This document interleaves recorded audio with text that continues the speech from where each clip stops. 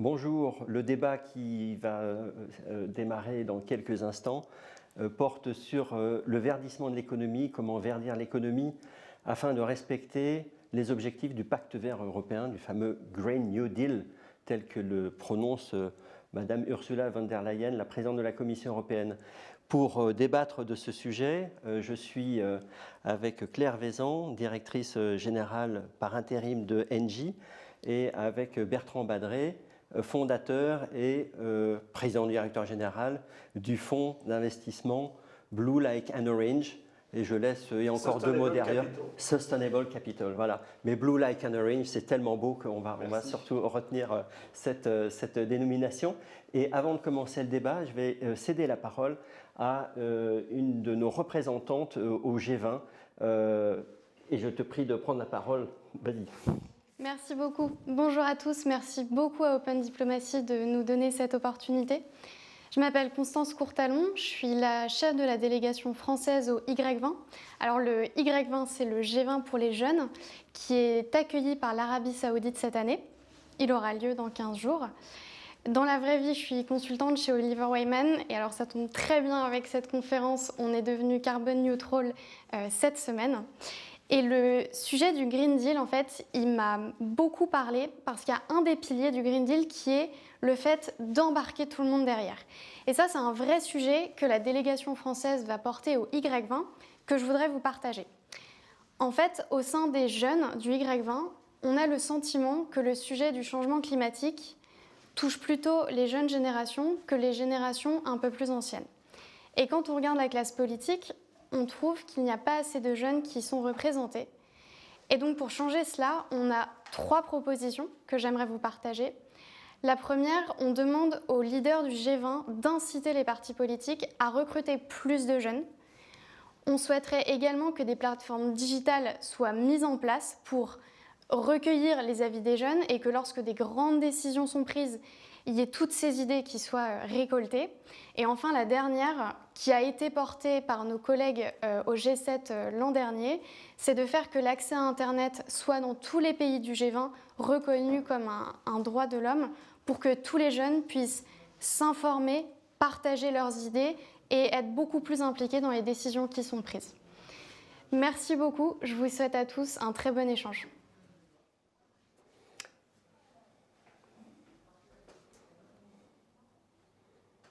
Merci Constance, et donc bon courage pour ce G20 en Arabie Saoudite, dont on espère qu'il pourra se tenir en présentiel. Je pense que la question se pose encore un petit peu, mais je crois que ce sera très compliqué.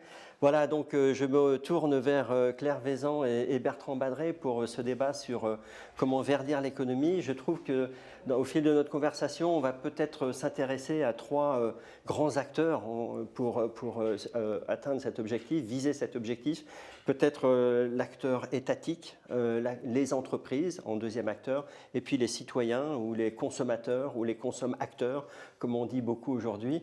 Et peut-être on va commencer, parce que vous avez tous les deux parcours qui croisent finalement. Vous avez, au fil de vos parcours professionnels, été à la fois des hauts fonctionnaires et participants à très haut niveau à la décision publique. Bertrand Badré, par exemple, vous avez été à l'Élysée quand Jacques Chirac était président. Vous avez été l'un des conseillers et vous avez participé à l'organisation du G8, par exemple, à Évian. Et vous avez eu aussi des responsabilités importantes à la Banque mondiale. Claire Vaizan, vous avez eu des responsabilités importantes à Bercy, au ministère des Finances. Vous avez été aussi, vous avez travaillé 3 ans au Fonds monétaire international et vous avez été membre du cabinet de Jean-Marc Ayrault et directrice de cabinet de Michel Sapin lorsqu'il était ministre de l'économie et des finances. Donc voilà, vous avez vraiment tous les deux profils qui permettent de réfléchir sur l'action publique dans cet objectif de verdissement de l'économie et aussi sur le rôle des entreprises. Et je crois que vous êtes tous les deux aussi des citoyens. Et donc voilà, ce sera le 3e volet. Peut-être pour commencer, Bertrand Badré, voilà, vous avez créé ce fonds d'investissement. Est-ce que vous pouvez nous décrire pourquoi vous avez créé ce fonds d'investissement et quel est votre objectif avec ce fonds? En fait, je compléterais ce que vous avez dit. Entre l'État, les entreprises et les citoyens, il y a un peu de ciment, il y a un peu de collant qu'on peut appeler la finance. Enfin, il faut que tout ça fonctionne. Et c'est pour moi le sujet qui qui est à la fois discuté par beaucoup de gens, pas beaucoup compris et très décrié. J'avais écrit un livre qui s'appelait « Est-ce que la finance peut sauver le monde ?» et en réalité, dans 99% des cas, les gens disent non. Il y a une défiance vis-à-vis de ça. Et pourtant, c'est un outil très important. C'est l'outil financier qui nous permet de nous projeter dans le temps et dans l'espace et qui permet de connecter justement le public, le privé, la société civile. C'est un des... c'est pas le seul, mais c'est un des ciments. Et donc, le fonds que j'ai créé, c'est un peu dire, OK, on est dans un système, on y reviendra, qui est imparfait aujourd'hui, qui ne répond pas, je crois, aux exigences du développement durable. Enfin, il est ce qu'il est. Et comment est-ce que dans ce système imparfait, on peut créer quelque chose qui permet d'aller dans la bonne direction? Et donc de combiner le rendement, la performance commerciale, qui est ce qu'un gestionnaire d'argent aujourd'hui va rechercher, par conviction et aussi par obligation, ce qu'on appelle les obligations fiduciaires. Vous gérez l'argent des autres, vous devez répondre à un certain nombre de critères. Et donc, je rassure les gens sur le fait qu'en investissant, on coche les cases, on répond bien aux critères, et par ailleurs, je m'intéresse à l'impact de l'investissement. Mais c'est en plus. Et ce que j'espère, c'est que petit à petit, on bougera d'un système où l'impact vient en plus à un système où l'impact est intégré dans le système. Ce que je dis souvent, on était au 19e siècle dans une logique de rendement. Vous creusiez une mine, quand la mine était épuisée, vous allez creuser un peu plus loin. Vous exploitiez un champ, quand le champ est épuisé, vous allez chercher un peu plus loin. Au XXe siècle, on a sophistiqué l'analyse, on a fait le couple risque-rendement, toute l'industrie financière repose là-dessus. Claire comme moi, on était biberonnés dans nos études à l'analyse du risque-rendement. Aujourd'hui, je pense qu'il faut compléter l'analyse en mettant un troisième pied qui est risque, rendement, impact ou durable. Et donc changer nos modèles. Durabilité. Voilà. Et donc passer d'un sujet où l'impact est en plus, une espèce de bonne conscience, d'autocollant, la responsabilité sociale du financier qui dit je vais faire un peu d'impact, à quelque chose où l'impact est intégré dans le modèle et transforme ce modèle. Un moment où finalement tout ce dont on va parler aujourd'hui devient intrinsèque et marche de lui-même. Ce n'est pas un effort constant dû à la bonne volonté de telle ou telle institution ou tel dirigeant, mais c'est le système qui vous dit vous allez dans cette direction. Et donc mon fond finalement c'est de dire on peut commencer comme ça et j'espère qu'à terme, il y a plein de gens qui feront pareil. Pas trop vite, parce que j'aimerais garder mon avance, mais quand même. En un mot, pourquoi le choix de ce nom, Blue Like an Orange? Alors, c'est une petite histoire au sens où c'est une référence et un hommage au poème de Paul Éluard, La terre est bleue comme une orange, poème qu'il a écrit en 1929, je crois. Donc une date importante pour la finance. 1629. Et qui fait écho à un livre que j'avais... Je passe ma vie à écrire des bouquins, c'est pas vrai, mais il se trouve que il y a 17 ans, j'avais écrit un livre avec Michel Cantu sur le financement de l'accès à l'eau. C'est le moment où je travaillais avec Jacques Chirac. Et une des premières phrases du premier chapitre que j'avais écrit, c'était « La terre aurait dû s'appeler mer car elle est bleue comme une orange ». Et quand j'ai pensé à un nom pour le fond, je me suis dit, voyons, appelons ça « Blue like an orange ». Alors les gens m'ont dit c'est une drôle d'idée. Et puis finalement, ça rappelle à tous les financiers qui fut un temps, ils faisaient aussi de la poésie. Et donc ça excite leur cerveau droit et leur cerveau gauche. Et finalement, ça marche. Et puis il y a un petit clin d'œil, je suis un grand fan de bande dessinée. Et pour ceux qui aiment Tintin, ils se souviendront que le seul titre qui n'est pas un titre de bande dessinée, d'ailleurs un titre de film, c'est Le mystère des oranges bleues. Très bien. Claire Vézan, je ne sais pas si vous êtes une fan de Tintin, mais en tout cas, voilà, vous êtes directrice générale de Engie.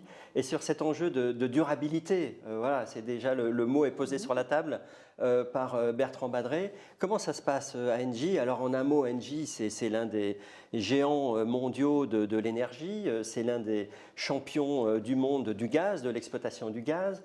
C'est aussi une entreprise évidemment qui réfléchit à la transformation énergétique et qui réfléchit à son modèle finalement sur le long terme. On en dira peut-être un mot tout à l'heure, mais le charbon, par exemple, je crois que vous êtes en train vraiment d'évincer finalement toutes vos participations dans l'exploitation du charbon. Mais voilà, cet enjeu de durabilité, comment est-ce qu'il est pensé à la tête d'un groupe mondial présent sur tous les continents? Alors, effectivement, donc Engie, c'est un groupe énergétique, 170 000 personnes. Une empreinte mondiale, même si une grande partie des effectifs, 80%, c'est en Europe. Mais on est présent en Asie, on est présent en Amérique du Nord, du Sud, Brésil en particulier. Pour un groupe énergétique, la durabilité, c'est une question qui doit être au cœur de ses réflexions. Et chez Engie, c'est plus qu'au cœur de nos réflexions, c'est au cœur de nos actions. Il y a quelques années, il y a 5 ans, le groupe a fait le virage de la transition énergétique Alors, vous rappeliez l'ADN du groupe, hein, Engie. Voilà, GDF. Engie, c'est pour ceux d'entre nous qui ont plus de 25 ans, Engie, c'est GDF Suez, c'était GDF Gaz Suez, de France. Hein, donc gaz de France. Donc on a un ADN qui est gazier, et c'est encore une partie importante de l'activité du groupe. J'y reviendrai, hein, parce que le gaz n'est pas en contradiction avec la transition énergétique. Il joue un rôle aujourd'hui et il va se verdir. Donc je crois que c'est important à avoir en tête, mais de manière plus large, le groupe, il y a 5 ans, a fait le choix de se dire on va s'inscrire dans la transition énergétique. Et ça veut dire quoi? Ça veut dire que pour un groupe comme le nôtre, on a divisé par 2 nos émissions entre 2015 et maintenant. On va les rediviser par 2 d'ici 2030. On est quasiment sorti du charbon, hein, il nous reste 4% de notre production d'électricité. Quelques participations. J'ai vu que vous aviez vendu en Allemagne et en Pologne récemment. On vend, on sort, on reconvertit aussi des centrales à charbon. Ça doit se faire, et pourquoi on ne le fait pas plus vite? Parce que ça doit se faire en articulation, en partenariat avec les autorités locales. Hein.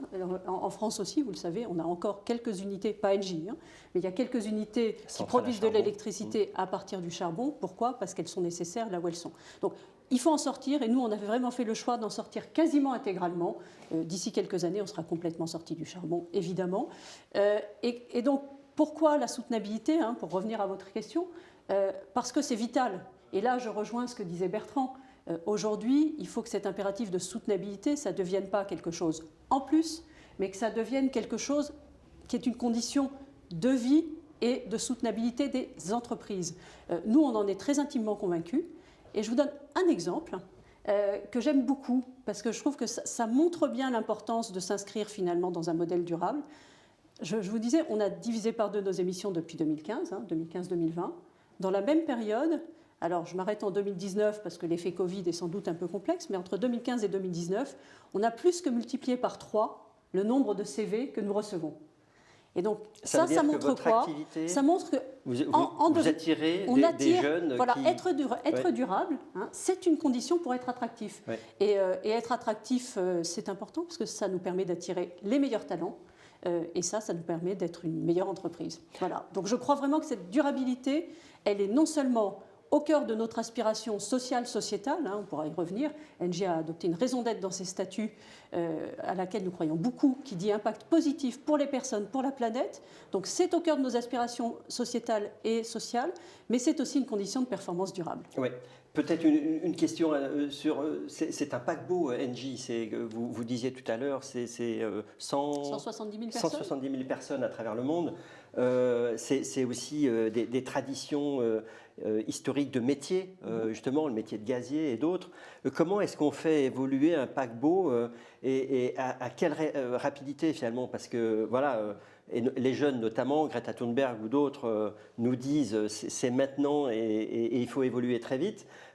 Pour un paquebot comme Engie, comment ça se passe? Alors, ce n'est pas un paquebot, mais c'est un bateau qui a une puissance. et donc, c'est pas un paquebot, c'est un méthanier. On est sorti de cette activité-là. Comment on le fait? D'abord en ayant une vision très claire d'où on va. Où on va, c'est la réduction des émissions. On est d'ailleurs en France le premier groupe énergétique à s'être fait certifier par Science Based Target, hein, avec une compatibilité 2 degrés. Donc, on sait où on va, on inscrit nos investissements dans cette perspective, ça c'est la première chose. Et puis la deuxième chose, c'est qu'on continue à construire sur nos forces. Donc on a un ADN qui est gazier. Aujourd'hui, il faut savoir qu'une bonne centrale à gaz, ça émet 2 fois moins de CO2 qu'une centrale à charbon. Et il faut savoir aussi qu'en France, en période hivernale, l'électricité est produite en base par le nucléaire. En hiver, il peut y avoir de l'éolien, il y a assez peu de solaire. Et donc, ce dont vous avez besoin pour faire face aux besoins de pics de consommation en hiver, et ils sont assez élevés parce qu'il y a beaucoup de chauffage électrique en France, ce sont des centrales idéalement à gaz, et si ce n'est pas du gaz, c'est du charbon. Et du charbon, soit en France, soit qu'on importe d'Allemagne. Qui permettent de répondre aux pics de consommation. Donc il faut avoir conscience que le gaz, même dans un pays où le nucléaire décarboné est important comme la France, le gaz est un moyen de production d'électricité qui est utile. Et puis dans les pays dans lesquels le mix énergétique est plus carboné, je pense à l'Europe de l'Est, je pense au charbon, le passage par le gaz, ça permet de diviser les émissions Et donc s'appuyer sur cette force et sur ce savoir-faire gazier, c'est une manière on peut prendre l'image du bateau, hein, mais c'est un savoir que nous mettons au service d'une transition énergétique là où le gaz est sur le chemin critique. Très bien. Bertrand Badré, donc, vous avez aussi écrit un livre qui vient tout juste de sortir, qui s'intitule « Voulons-nous sérieusement changer le monde ?» Et dedans, vous écrivez que finalement le système capitaliste libéral, néolibéral même, est un peu arrivé à son terme. Vous estimez qu'il a atteint les limites, ce modèle-là. Pourquoi et par quoi on va le remplacer ? Alors, d'abord, je vais juste faire une petite parenthèse, quelque chose qui nous rapproche aussi que la perspicacité du journaliste que vous êtes n'a pas noté, c'est que Engie est la seule entreprise non financière qui est investie dans Blue Like an Orange. D'accord. Je voulais rendre ce petit hommage commercial. Échappé, effectivement. Non, mais c'est important. Et notamment, de fait de votre présence en Amérique latine, Blue Like an Orange investit en Amérique latine et on fait des choses ensemble en Amérique latine. Donc c'est complètement marginal, mais c'est du marginal qui a vocation à progresser. Donc je ferme cette petite parenthèse pour revenir à votre question. Et à votre livre. En fait, la raison d'être, si je puis dire, de mon livre, c'est bien, voulons-nous, et entre parenthèses, sérieusement changer le monde. Tout le monde veut changer le monde. Je veux dire, vous ne pouvez pas aller virtuellement ou en présentiel à un G20, un G7, une Assemblée des Nations Unies, à Davos, aux assemblées du Fonds monétaire de la Banque mondiale. On dit, on va reconstruire mieux, vert, tout le monde etc. est d'accord. Et tout le monde est d'accord. Et je me souviens qu'une fois, revenant de Davos, je discute avec un ami grand banquier central qui me dit « C'est formidable, Davos, si on fait la liste de tous les engagements qui sont pris, la planète est sauvée, il n'y a plus de problème. » Et on se demande pourquoi on revient l'année prochaine.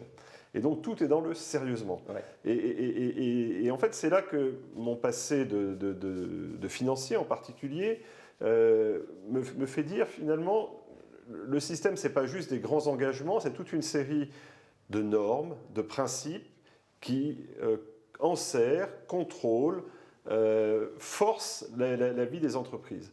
Et le système dans lequel on vit aujourd'hui, alors après on peut juger qu'il est bon, pas bon, il y a des débats sans fin, c'est le système qui finalement s'est imposé à partir des années 70, alors de manière très symbolique, l'article de Milton Friedman, le grand économiste de Chicago, qui a vraiment inauguré ce cycle, date d'il y a exactement 50 ans. Le 13 septembre 1970, un article dans le New York Times, c'était une époque où General Motors, c'est-à-dire ce qui est bon pour General Motors, c'est bon pour l'Amérique, ce qui est bon pour l'Amérique est bon pour General Motors. Et General Motors réfléchissait à la gouvernance et voulait ouvrir son board à des personnalités de la société civile pour prendre en compte ce qu'on appelait the public interest. Et Friedman a dit, ça c'est n'importe quoi, l'objet de l'entreprise c'est de faire du profit, c'est pas de s'occuper de l'intérêt public ou de quoi que ce soit d'autre. Alors évidemment l'article était plus nuancé, mais le titre qui a effectivement tué le tour du monde, c'est l'objet de l'entreprise et maximization of profit, la maximisation du profit. Et de fait, tout s'organise autour de là. La Business Roundtable, qui correspond à une espèce de mélange d'AFEP et de MEDEF aux États-Unis, a déclaré en 1997 le capitalisme actionnarial est la norme aux États-Unis. Et donc là, la manière dont on comptabilise, la manière dont on paye, la manière dont on gère l'argent, la manière dont on rapporte les comptes, en gros, tout ce qui fait la vie quotidienne des gens qui sont dans l'économie, finalement, c'est organisé de fait autour de ce principe, qui a été extraordinairement puissant. Il ne faut pas non plus dire que ça a été un échec. Mais vous dites que on arrive aux limites. On arrive aux limites. En partie parce qu'au cœur de ce principe, il y avait aussi le cantonnement de la chose publique dans une petite boîte. C'était Reagan qui disait l'État n'est pas la solution, c'est le problème. L'État, on le laisse de côté, on le laisse gérer l'éducation, la santé. La régulation la plus légère. Et en fait, le principe fondateur, c'est le marché. Et c'est très cohérent d'ailleurs quand Nixon abandonne la convertibilité en or du dollar, il dit finalement le marché va décider. Et aujourd'hui, si je vous demande combien vaut un dollar, vous allez me dire ça vaut tant d'euros, et alors un euro, ça vaut tant de dollars. Et en comptabilité, on a ce qu'on appelle le mark-to-market, qui est quand vous arrêtez vos comptes à un trimestre, vous arrêtez votre bilan à sa valeur de marché. Combien est-ce que le marché est prêt à payer pour mon bilan ? Et donc c'est compliqué de se projeter à 20 ou 30 ans quand mentalement le système vous ramène à une vision financière et de court terme. Ça n'interdit pas d'être intelligent, et c'est quand même une corde qui vous ramène trimestre après trimestre. Et donc là, on revient à votre sujet de tout à l'heure, c'est pour intégrer la durabilité, finalement, il faut changer ce système de normes. Il faut ouvrir le moteur. C'est-à-dire que, encore une fois, on peut rester dans le domaine des grands principes, mais ce n'est pas ça qui va faire changer la manière dont on prend une décision dans un groupe comme Engie, la manière dont je décide d'un investissement, dont telle ou telle banque, etc. va gérer. Alors, il y a une partie qu'on fait par conviction, et c'est formidable. Je me souviens ce que Claire disait à l'instant sur l'attraction des talents. J'ai beaucoup travaillé avec Paul Polman, qui a été une des figures qui a incarné ce mouvement du développement durable dans le business et qui a donné un grand coup de barre chez Unilever. Et je lui ai demandé pourquoi tu as fait ça. Il m'a dit en partie par conviction et en partie parce que plus personne voulait venir travailler chez nous. C'est-à-dire, il n'y avait personne qui voulait aller vendre de la lessive qui finissait par polluer les rivières dans les pays émergents. Donc il m'a dit que c'était une nécessité. Donc il y a du changement par pression du marché et puis il faut en même temps que la norme suive. Et tant qu'on ne change pas cette norme, on va rester en surface. On va avoir des dirigeants un peu emblématiques qui vont faire des choses, puis le jour où ce dirigeant emblématique sort, on ne sait pas ce qui se passe derrière. Donc tant qu'on n'a pas enraciné dans la norme, dans tout ce qui, encore une fois, des choses qui ne sont pas très drôles, on ne va pas parler au journal de 20 heures de normes comptables et d'obligations de reporting. Ouais. Mais en même temps, il ne faut pas faire comme si ça n'existait pas. Ouais. Donc il faut commencer par en haut. Oui. Donc d'une certaine manière, faire évoluer la doctrine de Friedman à quelque chose d'un peu différent. Moi j'aime bien, mais pour discussion, ce que propose Colin Mayer, qui est un professeur d'Oxford, et qui dit la raison de l'entreprise, ce n'est pas de maximiser le profit, c'est-à-dire de pas de faire du profit une fin en soi, c'est de trouver des solutions profitables aux problèmes de la planète et de ses habitants. Et donc d'inscrire le profit dans le besoin et dans la durée. Et donc le profit devient un moyen en vue d'une fin et plus une fin en soi. Et puis ça change tout. C'est un profit pour tous, c'est pas seulement un profit. Oui, après on peut discuter de la répartition du profit, mais en tout cas, ça inscrit le profit dans une perspective de durée. Ça introduit la notion de bien commun aussi, finalement. Absolument. Ouais. Et donc c'est parti de là qu'on peut commencer à intégrer dans la vie quotidienne des entreprises la prise en compte de ce que les économistes, et Claire est une vraie économiste contrairement à moi, les externalités. Donc il y a évidemment la question aujourd'hui du prix du carbone, demain du prix de la nature, d'après-demain du prix de la vie en société, etc.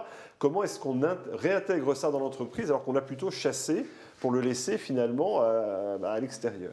Alors Claire Vézan, justement, Bertrand Badret vient de parler du prix du carbone. Oui. Alors c'est un sujet compliqué, hein, donc par rapport à ceux qui nous écoutent, comment vous pouvez poser le sujet, l'enjeu du prix du carbone, faire payer finalement la tonne de carbone que les entreprises émettent. Pour Engie, j'imagine d'abord que c'est un sujet crucial, le prix du carbone. Alors, oui, tout à fait. Je vais répondre à votre question sur le prix du carbone. Je la remets un tout petit peu en perspective, et comme le faisait Bertrand, pour dire qu'effectivement, on est dans un monde dans lequel, je crois, indispensable que l'action publique permette de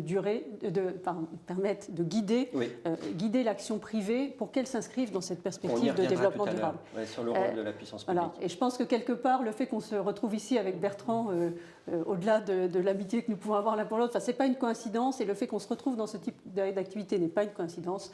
Je pense que quelque part, pour des personnes comme nous qui avons une vision de ce que doit être l'intérêt général, le bien commun, réussir à le faire dans nos entreprises, quelles qu'elles soient, dans des secteurs variables, c'est quelque part un motif de grande satisfaction, et c'est une manière d'aligner nos planètes personnelles. Mais je crois qu'il faut aller au-delà, et là je rejoins ce que dit Bertrand, il faut aller au-delà du fait qu'à un moment, un dirigeant... C'est crucial, plein de ses convictions, se dit qu'il veut faire. La conviction des dirigeants est cruciale, mais il faut une action publique qui permet que les bons signaux économiques soient donnés. Et c'est là qu'on arrive en particulier à la question du prix du carbone. Les bons signaux économiques, alors il y en a de plusieurs ordres. Je crois une partie de l'action continuera à être réglementaire. Je veux dire, les normes environnementales existent. C'est ce qui a permis un certain nombre de progrès. Je pense en particulier, si on regarde le secteur automobile, le fait d'avoir des normes environnementales qui se durcissent sur les émissions automobiles, il y a encore du chemin. On voit que l'Union européenne se met des objectifs très élevés à horizon 2030 de réduction des gaz à effet de serre en Europe. Et elle va traduire ça ensuite par des réglementations qui, effectivement, donneront des objectifs à l'industrie automobile, aux bâtiments, etc. Voilà. Donc, alors, on peut le faire par une vision sectorielle comme celle-là, et ça marche dans une certaine mesure. Les économistes, et Bertrand faisait allusion à mon passé lointain, les économistes ont tendance à se dire que la manière d'y arriver qui est optimale, c'est finalement de se donner un chiffrage des externalités, donc de mettre un prix en face d'une pollution, ou en l'occurrence ici du carbone, des émissions de gaz à effet de serre que vous faites, de mettre un prix en face de ces émissions et de laisser les comportements s'ajuster. Et ça, moi, je crois vraiment que c'est un outil qui est extrêmement puissant, hein, le prix du carbone et le chemin de prix du carbone, parce que dans les décisions d'investissement qui sont prises dans les entreprises, hein, vous cherchez à faire aujourd'hui des investissements qui vont durer pour les 25 prochaines années. Si vous avez de la clarté en tant que chef d'entreprise sur le prix du carbone aujourd'hui et le prix du carbone demain, et en France, mais pas seulement, l'échelon européen est indispensable, mais à vrai dire, l'échelon mondial aussi. C'est vraiment un domaine dans lequel nous sommes tous interdépendants. Avoir une vision sur quel va être le prix du carbone à horizon 2030, 2040, 2050, c'est la meilleure façon de vous assurer que dans l'ensemble de l'économie, les comportements d'investissement vont être des comportements d'investissement qui vont viser à réduire les émissions de carbone, que les financements vont effectivement être alignés avec cet objectif, puisque quelque part, des investissements qui aboutiraient à des émissions de carbone trop élevées en 2040-2050 ne seraient plus soutenables, ne seraient plus profitables. Hein, donc c'est une manière de réintégrer le signal prix dans le comportement des entreprises, et qu'elles soient celles qui font les choix d'investissement, qu'elles soient celles qui les financent. Et ce que j'entends dans ce que vous dites, c'est que finalement Engie ne fait pas en ce moment du lobbying pour dire non, il ne faut surtout pas taxer le carbone. Vous dites plutôt, dites-nous combien ça va coûter le carbone et on adaptera notre stratégie à ça. Absolument. On est extrêmement, et on l'a dit, je le redis avec force, hein, ouais. On est absolument convaincus, pour le secteur énergétique en particulier, mais pas seulement, le transport, le bâtiment, qui sont des secteurs très émetteurs. On est très convaincus que plus on a de la clarté sur le prix du carbone et une trajectoire de hausse du prix du carbone, hein, il ne suffit pas de dire il y aura un prix du carbone, il faut donner de la clarté sur ce que va être ce prix. Plus on a cette clarté, plus ça permettra finalement aux entreprises, qu'elles soient dans le secteur énergétique, dans le secteur du transport, dans le secteur du logement, et aux particuliers, de prendre leur choix d'investissement, de comportement, pour polluer de moins en moins, émettre de moins en moins de gaz à effet de serre. Alors, une fois que j'ai dit ça, évidemment, on est bien placé en France, hein, et l'épisode des Gilets jaunes l'a montré, pour réaliser que ça n'est pas facile. Donc je pense qu'une chose qu'il faut évidemment intégrer à cette réflexion, c'est pas seulement la soutenabilité environnementale, c'est aussi la soutenabilité sociale. Hein, la transition énergétique, écologique, elle se fera si elle est aussi soutenable d'un point de vue social. Voilà, donc on a parlé effectivement du monde de la finance, dans le rôle de verdissement de l'économie, on a parlé de la rôle de la puissance publique pour fixer des normes, le rôle de l'entreprise, et là vous introduisez effectivement finalement le consommateur, enfin nous tous qui aussi sommes impactés finalement par un certain nombre de réglementations. Vous avez cité les gilets jaunes qui se sont soulevés parce qu'il y avait une taxe plus importante qui était mise sur la consommation des carburants. Bertrand Badré, votre livre, il s'adresse aussi aux consommateurs et aux citoyens. Oui, alors d'autant plus que si je reprends la séquence précédente, les années 70, il y avait un maître du monde.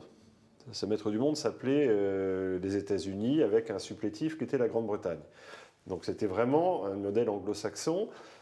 Et finalement, il s'est imposé, élection de Reagan, élection de Thatcher. On a même d'ailleurs symboliquement appelé ça pour partie le consensus de Washington, la révolution conservatrice. Mitterrand d'ailleurs a essayé de résister un peu en France, puis finalement on s'est rallié. Donc on n'a pas eu le choix d'une certaine manière. Et ça a plutôt assez bien marché jusqu'à ce que ça ne marche plus. La difficulté aujourd'hui, c'est qu'il n'y a pas de maître du monde. C'est que vous avez d'un côté un modèle chinois, de l'autre vous avez, j'habite aux États-Unis, un modèle américain. Et quand vous vous appelez America First par construction, vous n'avez pas une vision totalement universelle des choses. Le Brexit d'ailleurs pareil. Et donc, ce que dit Claire, effectivement, c'est important au niveau de la France, et l'Europe a un rôle particulier. Mais on n'aura pas d'approche mondiale, il ne faut pas se raconter d'histoire. On n'est pas dans un monde, et pourtant je souhaite bonne chance au G20 et aux délégués jeunes au G20, mais il ne faut pas se raconter d'histoire. J'attends aucun miracle du G20 d'Arabie Saoudite et pas beaucoup du G20 de l'année prochaine. On est dans un monde où il faut plutôt faire comme on dit en anglais, du damage control que de la construction. C'est malheureux, mais c'est comme ça. Et donc en l'absence de maître du monde qui d'une certaine manière déciderait pour nous de nous mettre dans la bonne direction, il y a une partie du chemin qui doit être faite par nous. Et c'est un peu ce que je dis dans le livre, c'est que l'économie de marché, ça pour le coup j'y crois profondément, c'est le système qu'on a trouvé qui permet d'allouer au mieux les ressources sous contrainte. Simplement, l'économie de marché, quand elle n'a pas de contrainte, ça va tout droit. Enfin, ça suit une plus grande pente. Et ça suit Friedman, et c'est assez efficace. La maximisation du profit, on sait tous comment faire, et en plus, ça se modélise très bien. Donc ça, c'est très facile. En revanche, quand on veut essayer de canaliser cette économie, il y a effectivement une digue qui est la puissance publique, donc ce que Claire rappelait, la norme, le prix du carbone, les normes anti-pollution, ce que vous avez le droit de faire, pas faire, dans quelle durée, etc. Et puis il y a exactement ce que vous venez de dire, qui est le marché. Une entreprise, elle n'est pas en apesanteur. Dans une économie de marché, elle cherche à trouver des clients, des collaborateurs, des investisseurs. Et c'est là que c'est très très compliqué, parce qu'il faut qu'on se regarde dans la glace. Moi, le premier, c'est qu'on est tous un peu schizophrènes. Donc, et le Covid va nous mettre à rude épreuve. C'est-à-dire qu'au moment où l'économie va être plus difficile, est-ce qu'on va être prêt à aller jusqu'au bout en disant, je posais la question à mes enfants. Alors, c'est pas sur le verre, Ils ont quel âge ? qui sont adolescents, de 15 à 23 ans. Et je disais, voilà, il y a eu au début du Covid un certain nombre de grandes entreprises textiles qui ont rompu unilatéralement leurs achats de textiles au Bangladesh en disant, force majeure, je ne vous indemnise pas, et qui ont mis des milliers de gens au chômage. Et je dis, voilà, alors qu'est-ce qu'on fait ? On continue à acheter les t-shirts à 1 euro venant de... Voilà, ou est-ce qu'on arrête ? Alors, c'est compliqué la question, on voit bien. Et donc ces questions de, oui, je voudrais que ça soit mieux, mais en même temps, c'est bien que ça soit moins cher, ou je peux gagner un peu plus d'argent quand je suis investisseur. La réalité, c'est que si on ne se change pas soi-même, on n'arrivera pas à changer le monde. Mais en même temps, on a ce pouvoir collectif aujourd'hui, en particulier par les réseaux sociaux. Moi, j'étais très frappé, j'espère que ça va résister à ce qu'on voit. Il y a des 30 000 étudiants de grandes écoles françaises il y a 18 mois qui ont dit on n'ira pas travailler dans les entreprises qui ne respecteront pas un certain nombre de principes. Ça, c'est une force incroyable. Ce que Paul Polman disait pour Unilever ou que Claire disait pour Engie. Des grandes entreprises qui tremblent en ce moment. Regardez l'école polytechnique qui a refusé à un grand énergéticien français de faire son centre de recherche. Qui n'est pas Engie. Voilà, je ne vais pas donner de nom. Mais voilà, voilà. Donc il y a une capacité à influencer qui est réelle. Et donc il faut que les gens n'en doutent pas. Et ça va être compliqué parce qu'il y a ce côté un peu de désespérance, de défiance vis-à-vis du système, des élites, des institutions. On dit « il ». Non, il faut se persuader que quel que soit le niveau, on a cette capacité à essayer de faire bouger un peu les choses comme consommateur, comme investisseur, comme travailleur, comme salarié, comme chef d'entreprise, comme citoyen, comme membre d'une ONG. Voilà, Open Diplomacy, c'est formidable. C'est des gens qui disent on va se prendre en charge, on va faire bouger les lignes. Et ce n'est pas faire de l'agite-propre facile, c'est vrai aujourd'hui. Vous pouvez mettre, et encore une fois, Claire étant responsable dans un grand groupe, le risque de réputation, c'était quelque chose qui était assez éloigné sur les radars il y a 25 ans. Aujourd'hui, vous le regardez tous les jours. Enfin, vous ne pouvez pas vous permettre que brusquement votre nom soit sali pendant 3 semaines, tous les matins. Ça pose un problème. Claire Vaison, justement, pour Engie, comment pèse aujourd'hui le consommateur ? Le consommateur, pour ne rien nous cacher, moi je suis un abonné de Engie pour mon gaz. On se sent tout petit quand on reçoit sa facture de gaz et voilà, donc on a l'impression qu'on n'a aucune marge de manœuvre. Enfin, de temps en temps on reçoit des offres concurrentes, mais on se dit, bon, je ne sais pas si c'est vraiment meilleur à côté. Et donc voilà, c'est vraiment un groupe qui donne une image de grande puissance, mais néanmoins, précisément, est-ce que vous sentez quand même une demande montante des consommateurs et peut-être aussi cet enjeu de la mobilisation de la jeunesse, cette pression dont Bertrand Madret vient de parler des étudiants vis-à-vis des entreprises vers lesquelles ils ont envie de s'orienter. Voilà, est-ce que ça contribue aussi? Est-ce que ça pèse sur les choix d'Engie au plus haut niveau? Alors ça fait plus que peser, c'est-à-dire qu'on s'inscrit vraiment dans ces choix-là. Là aussi, je fais un pas de recul. Si on réfléchit à la transition énergétique, la transition écologique et comment on y arrive de 2 manières. On y arrive en baissant la consommation. Et baisser la consommation, c'est la nôtre, et puis c'est celle des entreprises. Ça, c'est fort ce que vous dites, parce que baisser la consommation, ça veut dire que vous vendez moins de gaz. Absolument, moins d'énergie. absolument. Je le dis, ça peut paraître paradoxal. Engie, groupe qui produit de l'énergie, qui vend de l'énergie, du gaz, mais aussi de l'électricité, y compris en France. Oui. Première chose que nous disons, et que nous disons à nos clients, c'est... il va falloir demain baisser sa consommation. Et ça, on sait, vraiment, toutes les études le montrent, pour réussir la transition, il faut baisser la consommation mondiale de l'ordre de 30 à 40%. Notamment et verdir les énergies, et notamment dans nos pays. Ouais. La bonne nouvelle, c'est qu'on y arrive.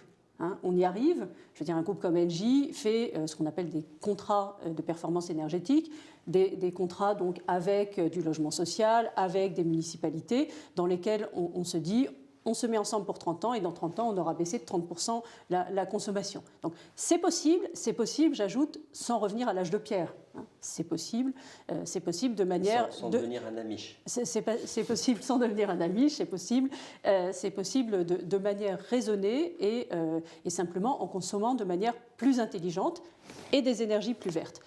Ça, c'est un message qui parle beaucoup aux consommateurs. Et je trouve que ça, c'est pour nous tous, hein, un facteur qui est très encourageant. Le consommateur, en France, on a un programme qui s'appelle Mon programme pour agir, hein, dans lequel nous proposons aux consommateurs de suivre sa consommation d'énergie, puisque vous êtes abonné, voilà. Je vous invite à regarder, de suivre sa consommation d'énergie. On l'encourage à la diminuer. Et quand il diminue sa consommation d'énergie, eh bien, soit il gagne des kiloactes, hein, et avec ces kiloactes, soit il peut obtenir des objets qui vont l'aider à faire encore plus d'économies d'énergie au sens large, soit il peut contribuer, par exemple, pendant la crise Covid, pour les hôpitaux, pour les soignants. Hein. Donc, on a même des mécanismes d'incitation pour aider le consommateur à baisser sa consommation d'énergie. Ça marche, il y a une vraie demande sociale. Donc, moi, je crois vraiment que c'est important de s'appuyer là-dessus. Et j'ajoute que dans un monde dans lequel les énergies vertes peuvent coûter un peu plus cher que des énergies qui ne sont pas vertes, réduire la consommation, c'est aussi, pour parler de manière simple, une manière de concilier la contrainte budgétaire avec la contrainte écologique. Les deux doivent aller de pair. Ce n'est pas moi qui l'ai dit, fin du mois, fin du monde. Ça se réconcilie par une baisse de consommation et des énergies plus vertes. Donc le consommateur est tout à fait prêt. Les entreprises, de plus en plus, hein, une partie de notre métier chez Engie, c'est d'aller voir les grandes entreprises et de leur proposer des solutions pour réduire leurs émissions de gaz à effet de serre. On le fait avec plein d'entreprises de toute taille dans le monde, Air Liquide, Amazon, enfin, des très grosses parfois, aux États-Unis ou en Europe. Et les entreprises, et ça rejoint ce que disait Bertrand, les entreprises ont maintenant beaucoup plus d'attention à leur risque réputationnel, leur attractivité, et donc elles sont elles aussi en train de bouger et en train de vouloir se décarboner. Donc ça aussi, très bonne nouvelle, et j'ajoute que nous sommes tous citoyens, c'était votre point au début. Oui. Je crois qu'il faut vraiment qu'on continue à voter avec nos pieds, avec nos actions, avec nos achats, avec nos investissements. Plus on sera collectivement capable de le faire, ça ne veut pas dire que c'est tout le temps facile, hein, mais plus on sera collectivement capable de le faire, plus les entreprises et l'ensemble du monde économique bougera. Alors merci. On va après s'être intéressé aux consommateurs et aux citoyens, peut-être au contraire prendre le focus le plus large possible. Je dirais le monde dans lequel on se trouve, les autres pays qui ont eux aussi des stratégies. Il y a eu donc les accords de Paris, la COP 21 qui a permis de fixer des objectifs de réduction importants. Mais on a aujourd'hui les États-Unis de Donald Trump, on a la Chine de Xi Jinping, alors qui qui se donne aussi des objectifs vertueux, mais dont on sait qu'elle finance des centrales à charbon partout dans le monde.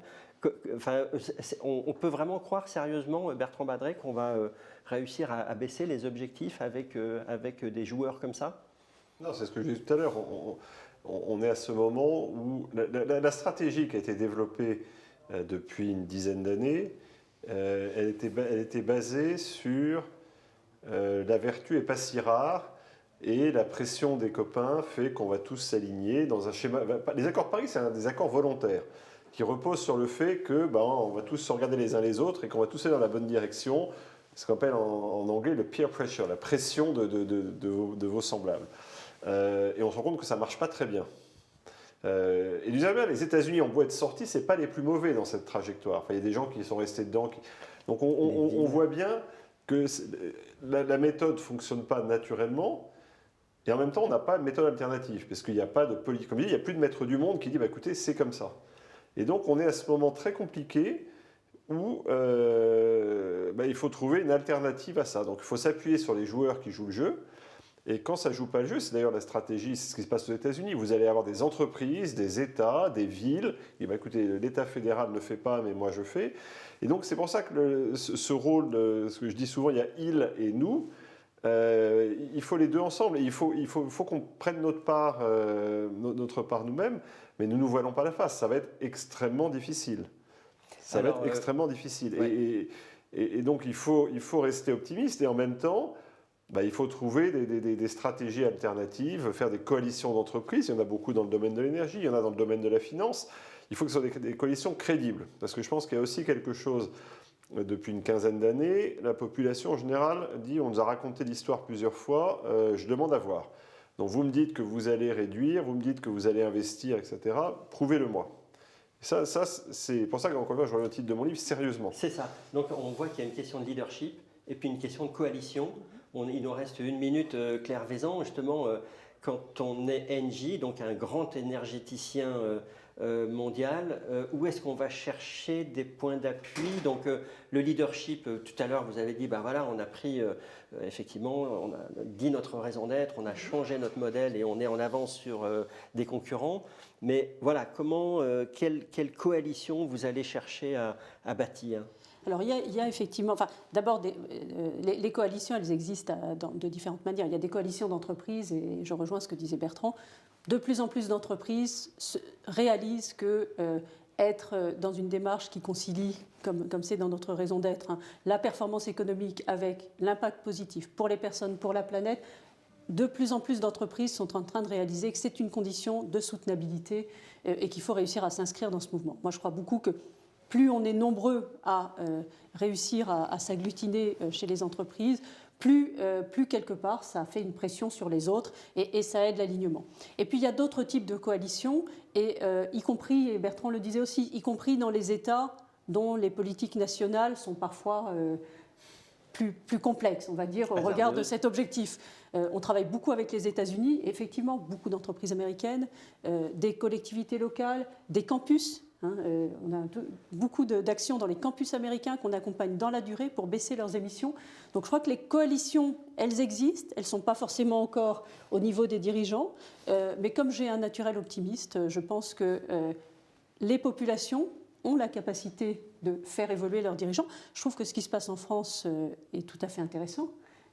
Plus le temps passe et plus ces préoccupations environnementales deviennent répandues dans l'ensemble des programmes politiques. Je trouve que c'est une bonne nouvelle. Il faudra que ce soit suivi d'action, évidemment. Mais voilà, je pense que les peuples, les populations ont la capacité à faire changer leurs dirigeants. Et en tout cas, moi, je le souhaite beaucoup. J'espère qu'on n'aura pas besoin d'événements dramatiques pour y arriver. Mais je dois dire que quand je vois les incendies en Californie, après les incendies en Suède il y a quelques années, je me dis que on voit tous les jours, et je ne parle pas des pays africains où c'est une réalité avec des sécheresses accrues, on voit tous les jours l'impact du changement climatique. Je pense qu'à un moment, les populations vont aider ce basculement. Et je dois dire qu'une des grandes leçons quand même de cette crise du Covid, c'est qu'on a tous été capables de changer très très vite de comportement quand ça a été un impératif vital. Ça a été un peu imposé effectivement à nous tous, mais effectivement on a pris conscience qu'on pouvait effectivement vivre un peu différemment. On a pris conscience, on s'est adapté, et je crois que c'est exactement ce qu'il faut qu'on réussisse à faire pour s'inscrire dans le développement durable. Merci Claire Vaison, merci Bertrand Badré, et donc suite des rencontres du développement durable. Merci.